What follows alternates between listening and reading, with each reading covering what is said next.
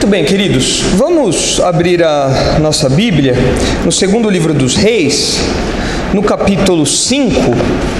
Na semana passada nós começamos a estudar esse episódio bem famoso, bem conhecido, que é a cura de Naamã. E nós começamos a estudar aí o capítulo 5, pelo menos na primeira parte dessa história. Os irmãos devem se lembrar que eu mencionei que essa história, que cobre todo o capítulo 5, ela tem duas partes. Uma parte onde existe uma cura, onde existe a graça de Deus sendo levada até Naamã, sendo estendida até Naamã, e uma segunda parte onde vem o juízo de Deus contra Geazi, servo de Eliseu, por conta da ganância dele, por conta do bem bolado que ele tenta fazer ali e levar algumas coisas que Eliseu tinha rejeitado de Naamã. Então nós estamos na primeira parte dessa história, que diz respeito a Naamã. A segunda foca em Geazi e na rejeição dele como um dos profetas de Deus, um dos servos ali da escola dos profetas. Mas a primeira parte fala de Naamã. Então, segundo Reis 5, 1 a 19, ensina para nós o seguinte: a graça de Deus se estende a todo aquele que o busca. Nós acabamos de ler aqui, segundo Reis capítulo 9, e os irmãos devem ter reparado que a tônica da leitura foi bem diferente da tônica que nós estamos estudando aqui, porque aqui nós estamos vendo algo da graça de Deus, a bondade de Deus, a misericórdia de Deus sendo levada a um general, a um comandante arameu, aí mostrando que a salvação se estende, vai além dos muros de Israel. Só que no capítulo 10 que nós lemos agora há pouco, no capítulo 9 que nós lemos agora há pouco, nós vemos sangue, carro passando por cima de cadáver, sangue jorrando, gente morrendo. É uma outra pegada do livro dos Reis, porque nós temos essas duas dinâmicas acontecendo. Deus traz juízo sobre os ímpios, enquanto eles estão em idolatria, enquanto Israel está em pecado. Deus traz o juízo, mas nós temos momentos também em que Deus demonstra graça. Nós temos momentos também em que Deus demonstra ali seu favor ao povo. E aqui é um desses exemplos na vida de Naamã. Então a graça de Deus se estende a todo aquele que o busca. E nós falamos que esse buscar aqui não é simplesmente ter algum conhecimento genérico a respeito de Deus. Buscar a Deus aqui a partir do exemplo de Naamã significa depositar a confiança exclusivamente em Deus, ter uma postura humilde diante dele, abandonando qualquer mérito pessoal, qualquer mérito próprio, e especialmente obediência. Buscar a Deus no caso de Naamã implica em obediência, envolve obediência. E nós não podemos esquecer dos objetivos gerais dessa história, objetivos que estão aí em todo o capítulo, especialmente nessa primeira parte aqui. Quais são esses objetivos gerais? Em primeiro lugar, é mostrar que um arameu, ou seja, alguém que era inimigo mortal ali de Israel, deu muita dor de cabeça para Israel, que um arameu, que um assírio aqui, ele tinha uma postura mais adequada a Deus do que o próprio israelita. Então é um contraste aqui que já apareceu outras vezes até no livro dos Reis, por meio de outros personagens. Era uma crítica a Israel. Falou, olha, ele que é um pagão, ele que é nosso inimigo, ele é mais reverente, tem uma postura mais correta do que vocês têm. O outro objetivo que nós vemos aí também é mostrar que a salvação oferecida por Deus, oferecida por Javé, vai além dos muros de Israel. É aquela promessa que Deus já havia feito lá atrás para Abraão, sobre essa salvação que vai para os outros povos, que se estende aos outros povos. E ao longo do Antigo Testamento nós vemos alguns pontos disso.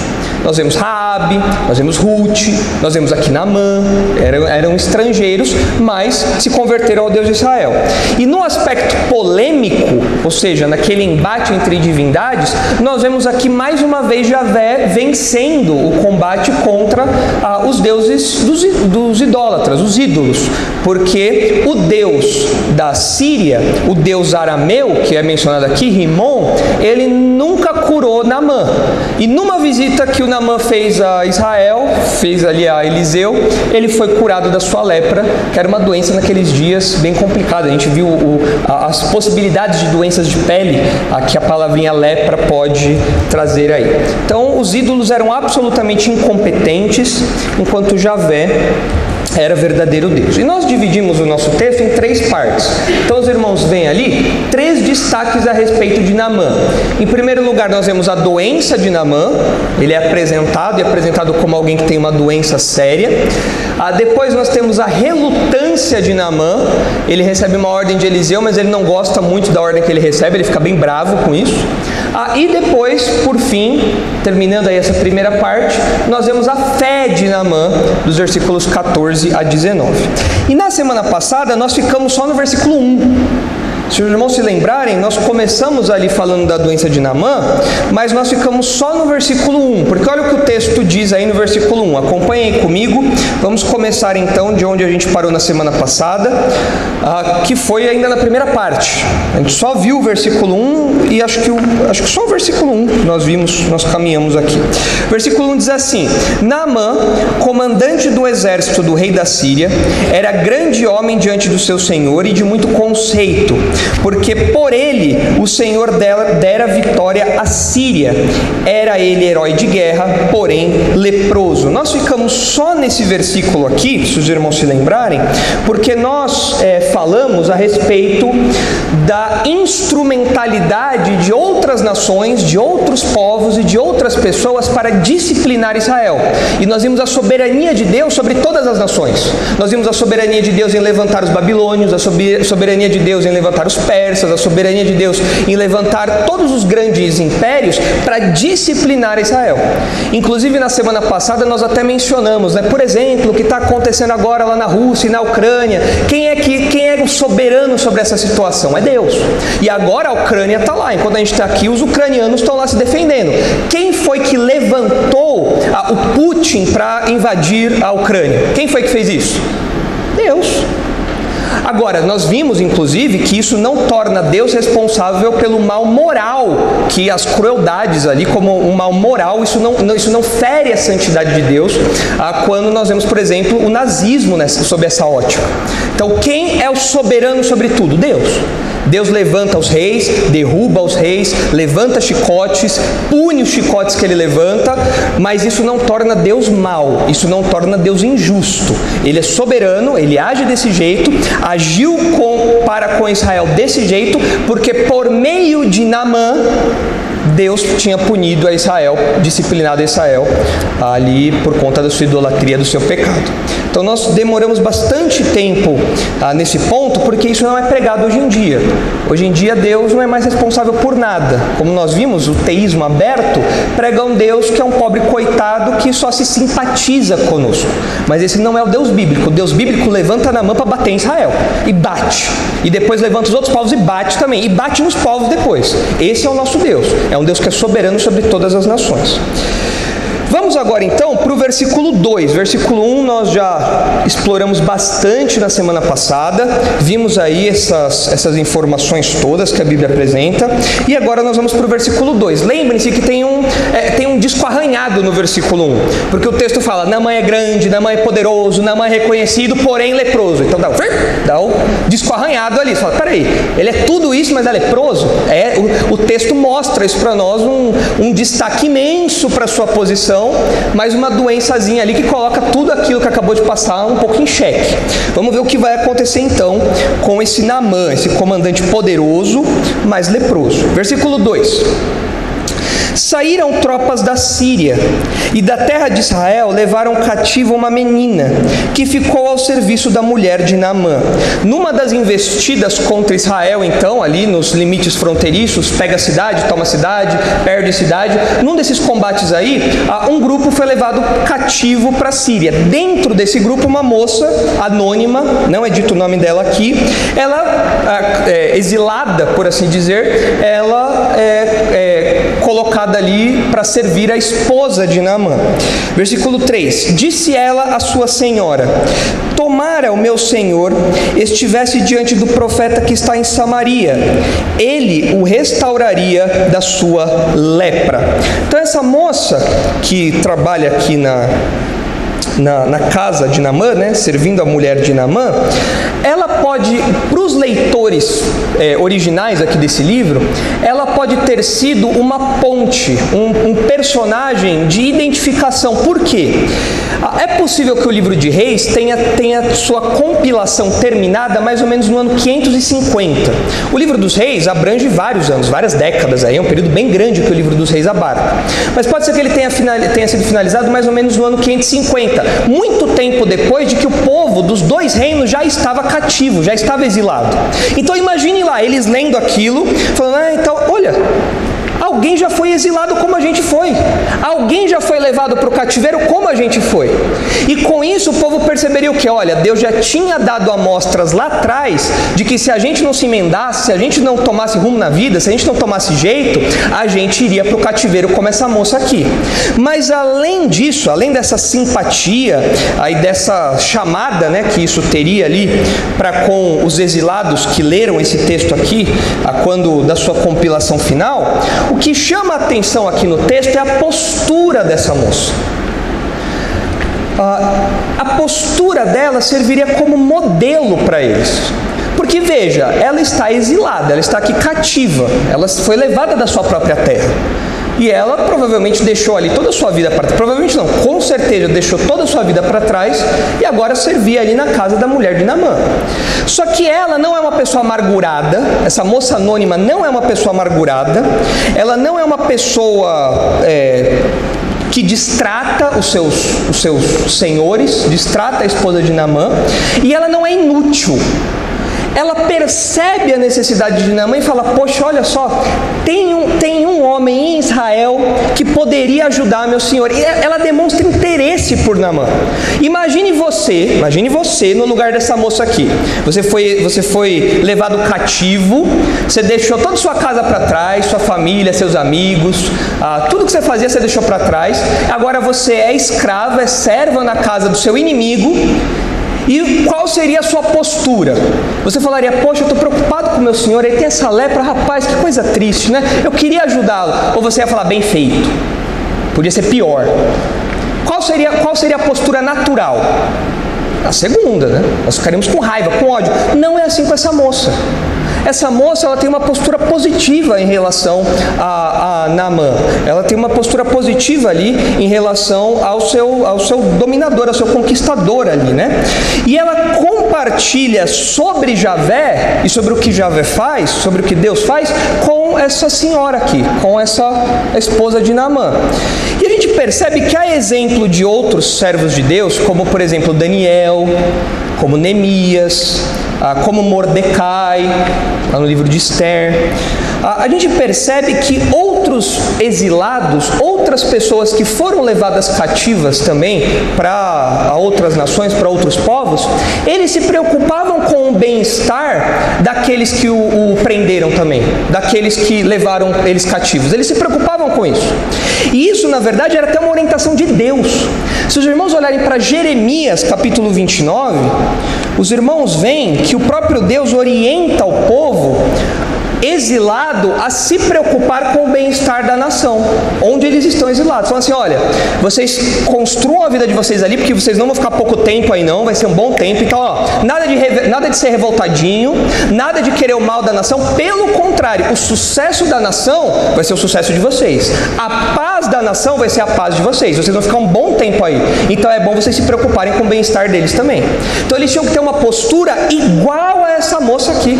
Então essa identificação do povo lendo aquilo no exílio não lembraria apenas o recado prévio que Deus já tinha dado, o alerta que Deus já tinha dado no passado, mas deveria ensiná-los, olha, agora que a gente está aqui, a gente tem que agir igual essa moça aqui, a gente tem que ter a mesma postura que ela, obedecendo ao que Deus ordenou a nós. Olha aí Jeremias 29, no versículo 4, olha só. Assim diz o Senhor dos exércitos, o Deus de Israel, a todos os exilados que eu deportei de Jerusalém para a Babilônia: edificai casas e habitai nelas, plantai pomares e comei do seu fruto. Ou seja, vocês vão ficar aí bastante tempo. Pode construir casa, planta coisa aí, porque não vai ser 6 meses, 1 ano, não. Vai demorar bastante esse tempo que vocês vão ficar aí. E de fato demorou.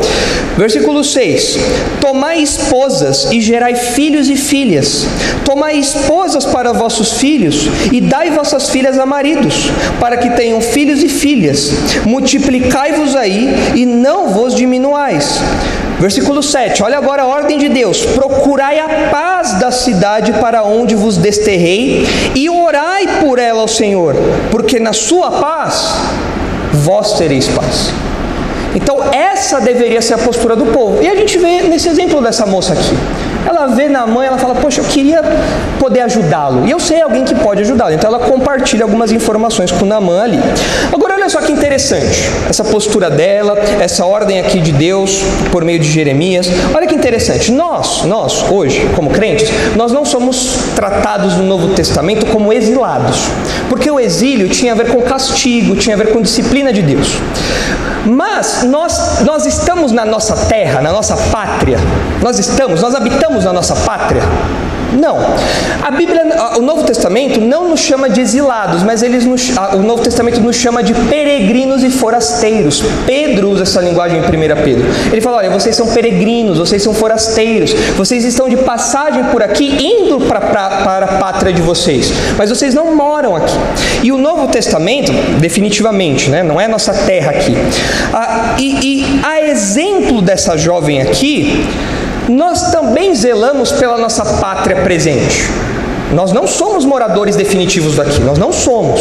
Mas nós nos preocupamos com as coisas daqui, com o bem-estar daqui? Nos preocupamos ou não? Sim. Olha lá, por exemplo, 1 Timóteo 2. Olha como isso é prático. Olha como o exemplo dessa moça chega até nós também. Nós não somos exilados, nós não estamos sob disciplina de Deus. Mas nós somos forasteiros, nós somos peregrinos, nós não somos dessa pátria. Nosso passaporte não é daqui. Mas, enquanto estamos aqui, nós nos preocupamos com o bem-estar dessa pátria aqui, desse contexto onde nós estamos. Olha só 1 Timóteo, capítulo 2. Olha só, vamos ver aqui quais são os meios que nós empregamos para zelar pela presente pátria, pelo mundo onde nós estamos aqui agora. O que nós como crentes fazemos? Vamos lá, 1 Timóteo 2.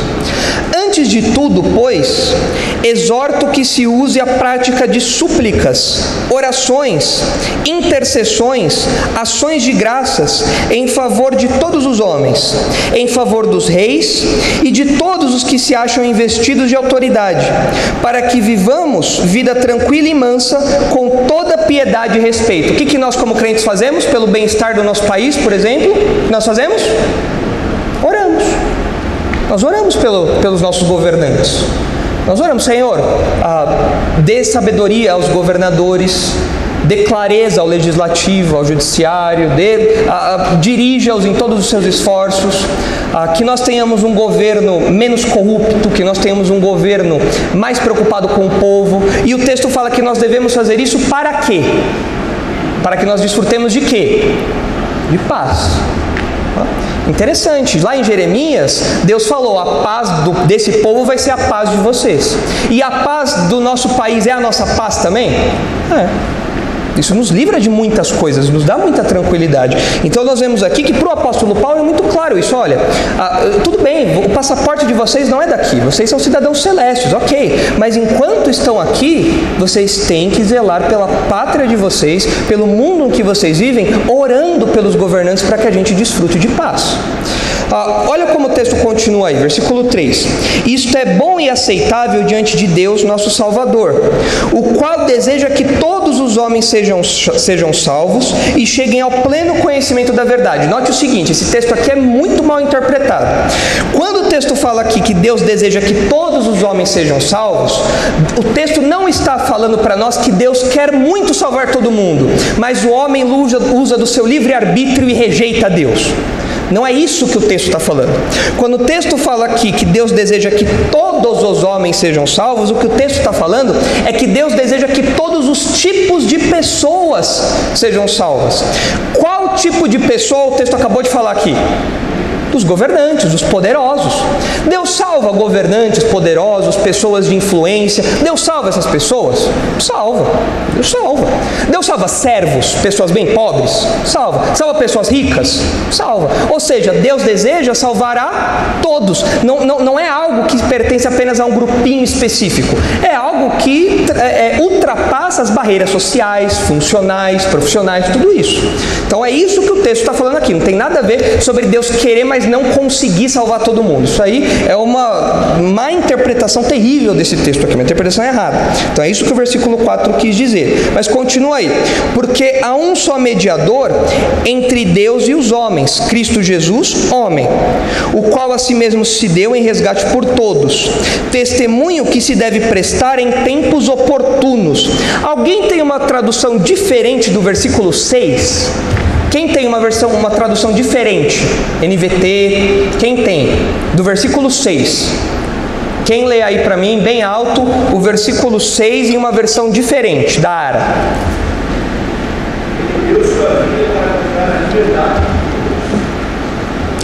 Não, mas continua até o final. Essa é a mensagem que foi entregue ao mundo em momento oportuno. Tem alguma outra versão aí? Qual que você leu agora, Ricardo? NVT? Quem tem uma NVI, alguma outra versão aí? Em seu próprio tempo. Quem mais falou? Quem tinha falado mais? Ali?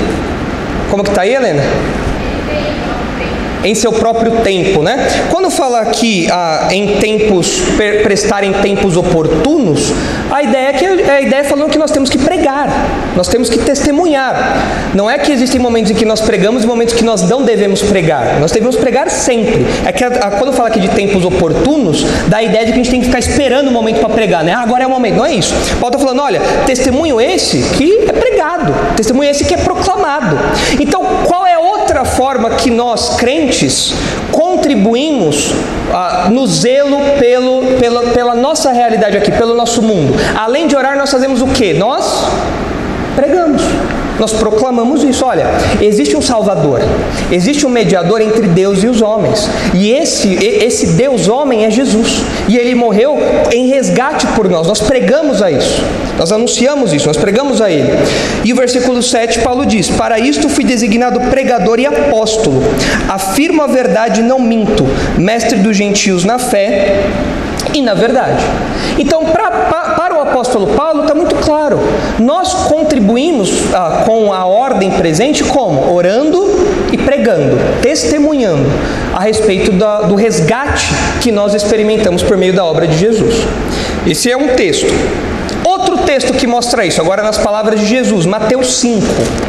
Olha só, Mateus capítulo 5, esse texto é bem famoso. Versículos 13 a 16.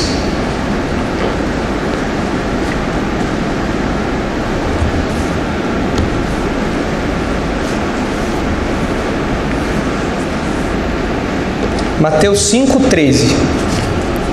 Olha só.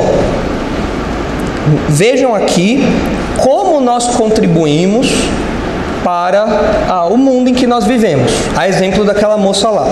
Mateus 5:13. Vós sois o sal da terra. Ora, se o sal vier a ser insípido, como lhe restaurar o sabor? Para nada mais presta, senão para ser lançado fora, ser pisado pelos homens. Vós sois a luz do mundo. Não se pode esconder a cidade edificada sobre um monte, nem se acende uma candeia para colocá-la debaixo do alqueire, mas no velador, e alumia a todos os que se encontram na casa. Assim brilhe também a vossa luz diante dos homens, para que vejam as vossas boas obras e glorifiquem a vosso Pai que está nos céus. Qual é a outra ferramenta que nós como crentes usamos para de algum modo beneficiar o mundo ao nosso redor? A oração, a pregação, e esse texto fala de quê? Do quê? Do nosso testemunho, daquilo que nós fazemos. O texto falando sobre o sal insípido, o sal que não tem gosto, ele fala, olha, se o sal não tem gosto, ele não serve para nada. Um discípulo que não tem o gosto de Jesus, que não tem o gosto de ser discípulo de Jesus, esse discípulo é inútil. Uma luz, ela serve para iluminar, para ficar à mostra. Se você esconde, ela não serve para nada, ela é inútil. Então o testemunho cristão, ele tem que ter o seu peso, ele tem a sua realidade, ele se impõe diante dos incrédulos. E nós como crentes fazemos isso. O nosso testemunho envolve isso daí. Alguns defendem, nesse texto aqui, quando Jesus compara o testemunho cristão como o sal, alguns entendem que Jesus pode estar se referindo aqui a uma propriedade de conservação. Porque naquela época não tinha geladeira. Então como é que o pessoal preservava algumas coisas? No sal. Então, Jesus está falando assim, quando compara o discípulo ao sal, ele pode estar aludindo a uma outra propriedade do sal, que é a conservação. Nós, como crentes, nós conservamos o mundo de apodrecer mais rápido. Os nossos valores, o nosso testemunho, isso preserva o mundo de apodrecer mais rápido. Bom, é uma propriedade realmente que o sal tinha, mas parece aqui que o que Jesus tem em mente é o testemunho como algo que tem que ser aparente, que tem que ter gosto, as pessoas têm que sentir o gosto do testemunho. Parece que essa é a ênfase de Jesus aqui, mas é interessante a fazer esse paralelo, essa ilustração. De fato, o mundo só não está pior porque Deus age no mundo por meio dos crentes também, por meio do nosso testemunho e por meio dos valores que nós defendemos. É só você ver um país que abandonou os valores judaico-cristãos, como o nosso tem feito, como o Ocidente tem feito, e você vê onde esse país vai parar, onde essa nação vai parar. Só em coisas sujas, imoralidades, baixarias, tudo isso daí. Então nós como crentes, de fato, nós preservamos o mundo. Nós somos como um sal que preserva o mundo, preserva os valores ali no meio de um mundo corrompido. Então, interessante observar isso. Então nós preservamos o mundo do mal, iluminamos as trevas aí, e nós fazemos isso em qualquer contexto. Quando Pedro se dirige aos seus leitores, em 2 Pedro, melhor, em 1 Pedro 2, ele fala sobre os servos serem submissos aos seus senhores. Então, nós zelamos pelo bem-estar do nosso trabalho, mesmo que seja um trabalho de incrédulos, um trabalho cheio de incrédulos. Nosso chefe é incrédulo. Eu vou desejar o mal do meu chefe? Você é incrédulo, você tem que passar fome mesmo. Não, até porque se ele passar fome, eu também vou passar, né? Então, a prosperidade dele vai ser a minha prosperidade também. Então, nós como crentes, nós zelamos pelo nosso ambiente profissional, por meio da honestidade, da transparência, da dedicação, tudo isso. Esse é o crente. Então, aquela moça que foi levada cativa e estava preocupada com Naamã é um exemplo, não só para Israel, mas a partir aí dos paralelos que nós podemos fazer com o Novo Testamento, a gente percebe que ela é um exemplo para nós também. Mas muito bem, voltem lá para o texto de 2 Reis, porque agora eu quero mostrar o contraste que o texto está traçando para nós. O texto falou para nós, até agora, de dois personagens. O texto falou de Naamã e o texto falou dessa moça que é anônima. Lembre-se, lá para Elias, Deus havia falado que no meio do povo tinha pessoas que não se curvaram a Baal. Só que essas pessoas, elas eram desconhecidas. Elas estavam aí diluídas, dissolvidas aí no meio do povo. Um indivíduo aqui, outro ali, outro ali. E nós já vimos vários desses indivíduos ao longo da história de Elias e Eliseu. E agora nós estamos vendo mais agora uma moça. E é interessante o contraste que o texto faz. Porque o Naamã é arameu, sírio, enquanto que essa moça é israelita. É um contraste de pátria aí, de nacionalidade. O Naamã é um grande homem. O texto já abre falando isso, que ele é um grande homem, reconhecido e tal. E essa moça? É uma pequena. A nossa tradução, ela juntou duas palavras em uma. A nossa tradução não preservou um detalhezinho do texto. Quando o texto fala que ela era uma menina, né? Acho que é o versículo 2 fala que ela era uma menina. Essa palavrinha menina, na verdade, são duas palavras. E o texto fala que ela era uma pequena moça, mas não pequena no sentido de estatura, não é que ela era baixinha. Não é isso. É pequena no sentido de importância e de idade. Ela era uma menina, por isso que as nossas traduções trouxeram menina. Só que na dinâmica do hebraico, esse esse contraste fica mais forte, porque o Naamã era grande e a menina era pequena. Ele era muito importante, mas ela era insignificante, ao ponto de ser levada cativa para outra nação. A própria posição deles, né? Um era o comandante, a outra é serva. Ele dirigia os exércitos, ela servia a esposa de Naamã num trabalho ali doméstico bem servil. Então o contraste é muito grande. Agora, esse contraste e a fala dessa moça, olha, tem alguém lá em Israel que poderia ajudar Naamã. Esse contraste e essa fala mostra para nós que todo o poder e glória que Naamã tinha não poderiam salvá-lo. Nada disso poderia salvá-lo. Ele tinha tudo isso. Era um homem importante, mas nada disso ajudava ele a curar a lepra dele. Nada. Não tinha o que ele fazer. Não tinha como ele mandar o exército fazer alguma coisa com ele. Não tinha o que ele fazer. Agora, a informação dessa moça humilde salvou a vida dele.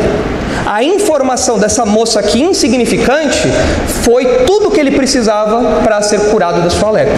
Isso nos ensina algo interessante. De fato, a partir do exemplo de Naamã, a gente percebe que dinheiro, poder, fama não são a solução para todos os problemas da humanidade. Não são.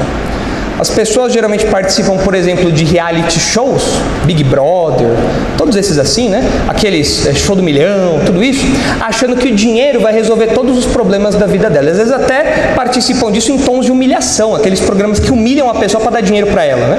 Então, olha, você tem que pagar um mico aqui em TV aberta para você ganhar 10 mil reais. A pessoa vai lá e paga o mico, 10 mil reais lá, porque ela acha que esse dinheiro de alguma forma vai dar uma guinada na vida dela para outra direção.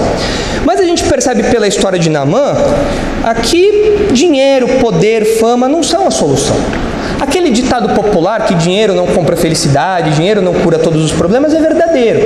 É claro, se você tem mais dinheiro, você pode sofrer em Paris. É bem diferente do que sofrer em Osasco. É bem diferente. É muito diferente, né? Você vai sentir uma diferença bem grande, da zona leste para a zona norte de Paris, lá, da França. Lá. Realmente você vai ter uma grande diferença. Mas, isso não resolve todos os problemas da humanidade. Tem rico depressivo. Tem rico triste. Tem poderoso que tira a vida porque chega num beco sem saída e a pessoa não tem esperança. Ela olha para todo o império dela e ela fala, isso daqui não me traz paz. Isso daqui não alivia as minhas tensões. Se nós olhássemos pragmaticamente para Naamã, a gente falaria, Naamã, é simples, você é comandante. Pega o seu exército, pega o seu dinheiro, vai até outro país aí de uma medicina mais avançada, uma medicina famosa, vai para a Suíça, sei lá, e se trata lá e se cura. Mas numa ótica pragmática, ainda que Naamã tivesse tudo isso daqui, na prática, ele não conseguia curar o problema da lepra dele. Não resolvia o problema, apesar dele ter todo esse poder, né? E por uma ótica espiritual, nós sabemos que realmente tudo isso daí, numa ótica espiritual, isso não serve de nada. O ser humano não pode fazer nada com essas coisas, com dinheiro, com poder e com fama, para aplacar as questões interiores. A questão de paz de espírito, a questão de felicidade, a questão de propósito de vida. Nada. Essas coisas entretem por um tempo, mas depois se dissolvem. Recentemente, talvez os irmãos tenham acompanhado, sabe aquela cantora famosa britânica, Adele? Nem sei se fala assim o nome dela, Adele, enfim. Todo mundo aqui no Brasil é Adele, usando o vernáculo, é Adele. Então todo mundo, acho que a maioria já ouviu falar pelo menos da Adele. Ela canta muito bem, uma moça jovem, aqui canta muito bem. E ela, recentemente, ela lançou um álbum novo aí dela, e ela deu uma entrevista para aquela Oprah, entrevistadora famosa lá dos Estados Unidos, né? E a Adele, ela tinha passado recentemente por uma separação, e aí ela tem, acho que, filho pequeno, separação e tal, e ela, como todo artista sempre fala para engajar mais os seus pessoal que consome a música dela, os consumidores, ela falou, não, eu coloquei a minha vida na arte, eu coloco a minha vida na minha música. Então o que eu passei, eu estou colocando aqui. E ela deu uma entrevista para a Oprah a respeito disso. Até coloquei um trechinho, um trechinho da entrevista, mas não em vídeo, algumas imagens. Coloca aí, por favor, Nicolas. Aqui. Eu acho que precisa apagar essa luz aqui, essa primeira luz. Eu vou ler aqui para os irmãos, mas é um trechinho da entrevista que mostra isso que eu estou falando. Olha só. Gente, a Adele é uma moça, uma mulher que tem influência, uma mulher reconhecida. Ela não é uma pessoa paupérrima, não é uma pessoa pobre. Ela não anda de ônibus, né? Ela tem uma vida relativamente boa, né? Mas olha só o que ela diz. A Oprah pergunta: no fim das contas, o que você quer de verdade? Isso é mais para o fim da entrevista, né? No fim das contas, o que você quer de verdade? O que você está buscando ao fazer tudo isso? E ela fala: paz de espírito, só paz de espírito. Esse é o alvo da vida dela. E estabilidade. Mas não tenho que esperar que outra pessoa me dê isso. Ela fala isso por causa da separação dela, do divórcio que ela experimentou, né? Posso ficar estável sozinha, como uma casa que não sai voando na tempestade. O que ela está buscando, paz de espírito e estabilidade, é algo que nós buscamos também? É algo que o ser humano busca naturalmente? Naturalmente nós somos atormentados por demônios interiores, né? Não, tem que tomar cuidado, falar demônio interior, vai o neopentecostal pensar que é demônio mesmo, né? Não é isso. Mas os problemas da nossa vida, as questões interiores, os nossos dilemas, nossos pesos, tudo isso. E isso faz com que nós busquemos, ansiemos por paz de espírito e estabilidade? Nós buscamos por essas coisas? Sim. Quando você é criança, você não liga muito para isso. Agora, quando você vai ficando um pouquinho mais adolescente, jovem, adulto, aí você vê: nossa, eu realmente preciso de paz de espírito. Eu preciso de estabilidade. Eu me sinto perdido na vida. Eu busco isso em outras pessoas, como ela parece que afirma aqui, que ela buscou isso no casamento, no marido dela, que se divorciou. Mas nós buscamos isso, e nós buscamos isso em outras pessoas. Agora, a busca dela é a busca comum de todos nós. E olha, ela é uma mulher de influência, é uma mulher que tem destaque. E ela encontrou isso na fama, no dinheiro, ela encontrou essas coisas no contexto de vida dela. Ela se apoiou nisso e falou: nossa, agora eu consegui resolver todos os meus dilemas e problemas interiores. Ela conseguiu fazer isso? Não. Só que é interessante, aqui ela fala que ela não pode buscar essas coisas em outra pessoa. Ela está se referindo ao marido dela. Mas nós, como crentes, nós buscamos isso em outra pessoa. Em quem nós buscamos paz de espírito e estabilidade? Quem é que dá isso para nós? É o nosso cônjuge? Não. Claro, se você casar com uma pessoa que é o demônio na terra, aí você não vai ter paz mesmo, né? Mas, agora falando da paz de espírito, da paz verdadeira, aquela paz que inunda o nosso ser apesar das tribulações, das dificuldades do problema. Nós dependemos de outra pessoa para termos isso? Sim ou não? Sim. Quem é essa pessoa? É Jesus. É uma pessoa, não é uma coisa, não é um objeto, é uma pessoa. Nós largamos todos os objetos, dinheiro, poder, fama, nós largamos tudo isso porque isso não sacia a nossa sede, a nossa fome. Nós largamos tudo isso e nós corremos para uma pessoa que é a fonte da vida. Ele sacia a nossa sede, Ele dá tudo o que nós precisamos. E nós vemos aqui nesse texto que está diante de nós que Naamã era alguém como Adele. Era alguém poderoso, era alguém de influência, era alguém respeitado, era alguém reconhecido, mas que tinha questões, no caso dele era lepra, que tinha questões que ele não conseguia sanar. Só que, olha só, ele chega lá com a lepra, mas ele só se dá conta de um problema que ele tem, mas ele volta de lá com 2 problemas resolvidos. Ele volta de lá com o problema que ele conhecia, resolvido, que era a lepra, mas ele volta de lá com a sua salvação também, porque ele agora serve ao Deus verdadeiro. Então ele nem sabia desse outro problema, mas ele chega lá e descobre: eu tenho que servir esse Deus verdadeiro. É nele que eu vou encontrar aquilo que o dinheiro, a fama, o poder não traz. Talvez aqui, quem nos assiste pelo YouTube, ou aqui no salão mesmo, talvez você esteja se apoiando em alguma coisa do tipo. Carreira profissional, dinheiro, vive em função disso, achando que isso vai satisfazer, vai silenciar os problemas do teu coração. Olhe para Naamã, olhe para Adele.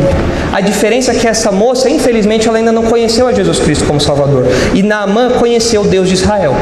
Naamã conheceu o Deus de Israel. Então, o que nós temos que responder aqui para nós, nesse exemplo aqui, desse general, desse comandante tão poderoso, é o seguinte: você já encontrou o Deus de Israel? Você já encontrou essa paz que só Ele pode dar, essa cura que só Ele pode dar? Ou você ainda está buscando em outras coisas? Naamã não conseguiu encontrar isso em nada, a não ser no Deus de Israel. E essa é a verdade bíblica. Mas o texto continua, versículo 4, vamos caminhar aí mais um pouquinho. Então, foi Naamã e disse ao seu senhor: assim e assim falou a jovem que é da terra de Israel. Respondeu o rei da Síria: vai, anda, e enviarei uma carta ao rei de Israel. Ele partiu e levou consigo 10 talentos de prata, 6.000 ciclos de ouro e 10 festes festivais. Bom, talvez o rei aqui da Síria, o rei arameu, fosse o Ben-Hadad III. Não é mencionado aqui, mas pode ter sido Ben-Hadad III. Aqui pode ser o mesmo rei que lá em 2 Reis 8, se os irmãos olharem lá rapidamente, lá em 2 Reis 8, esse rei, antes de ser assassinado, ele parece conhecer e ter algum tipo de reverência para com Eliseu. Sabemos, talvez pelo episódio de Naamã, ou talvez por outros episódios aí que Eliseu tenha se feito conhecido lá na Síria. Olha aí, 2 Reis 8, versículo 7. Veio Eliseu a Damasco, Damasco é a capital da Síria. Veio Eliseu a Damasco, estava doente Ben-Hadad, rei da Síria, e lhe anunciaram dizendo: o homem de Deus é chegado aqui. E aí o texto continua, onde Eliseu fala ali sobre a doença desse rei aqui. Então parece que esse homem, Eliseu era conhecido pelo pessoal lá da Síria, talvez até pelo episódio de Naamã. Então pode ser que esse rei aqui mencionado, a quem Naamã servia, era o Ben-Hadad III. Agora, o que chama a nossa atenção, e que talvez nós, meros mortais, que precisamos pagar as contas e os boletos, não percebamos, é o tamanho do presente que o rei manda em nome de Naamã para o rei de Israel. Eu não sei como que estão as traduções dos irmãos aí, talvez a NVT, NVI já traga com uma aproximação maior, só que ainda assim não dá para ter uma ideia. A Ara aqui fala sobre 10 talentos de prata, 6.000 ciclos de ouro e 10 festes festivais. Esse presente era exorbitante, era muita coisa, muita coisa. O rei de Israel ia ficar bilionário. Olha só, uma aproximação aqui para os irmãos: 350 quilos de prata, aqui são os 10 talentos de prata, equivalem a aproximadamente 350 quilos de prata, que naqueles dias, segundo a estimativa aí de alguns comentaristas, equivaleria a 3.000 anos de trabalho. 3.000 anos de trabalho. Eu vi esse número aqui, eu falei, não é possível, eles erraram a conta, não dá para ser isso. Talvez 3.000 dias, sei lá, mas tá lá, 3.000 anos. É a estimativa dos comentaristas, né? A gente não morre por isso, mas é um presente exorbitante. Na verdade, esse presente aqui parece ser o correspondente ao que se pagava pelo resgate de um rei. Naamã era tão importante para a Síria que o rei falou: abre o cofre aí, Paulo Guedes, abre o cofre porque tem que salvar esse cara aí. Libera tudo o tesouro, mas rei, aqui a gente vai ficar, não, deixa no vermelho, vai no Congresso, sobe o teto, faz o que você quiser, mas salva esse camarada aí. O resgate de um rei era o preço aqui que ele estava enviando como presente para o rei de Israel. 350 quilos de prata, 70 quilos de ouro, é bem mais do que você tem na aliança aí do seu dedo, você que é casado, é bem mais do que isso. 70 quilos de ouro, que era o suficiente para adquirir 6.000 toneladas de cereais. Gente, é muita coisa aqui que o rei está enviando. Há uma estimativa aí, eu não sei se ela está atualizada, porque às vezes o comentário é um pouco defasado em relação à inflação, claro, né? Mas seria, em dólares, seria algo equivalente a 750 milhões de dólares. Dá para resolver um pouco a vida, né? Se você receber 750 milhões, daria para pagar uma conta de água, né, de luz, daria para fazer alguma coisa, né? Dá para encher meio tanque, né, de gasolina. Se for álcool, dá, né? 750 milhões de dólares, quanto vai dar em real isso aqui? Mais ou menos.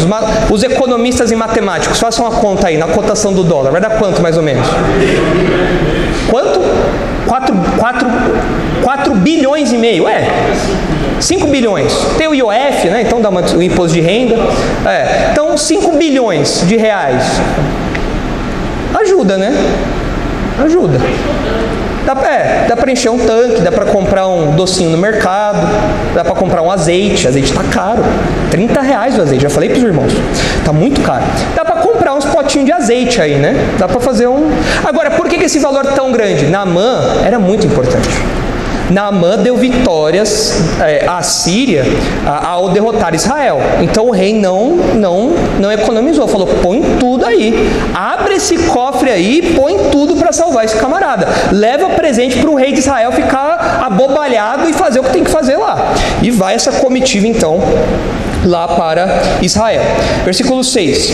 Levou também ao rei de Israel a carta que dizia: logo, em chegando a ti esta carta, saberás que eu te enviei Naamã, meu servo, para que o cures da sua lepra.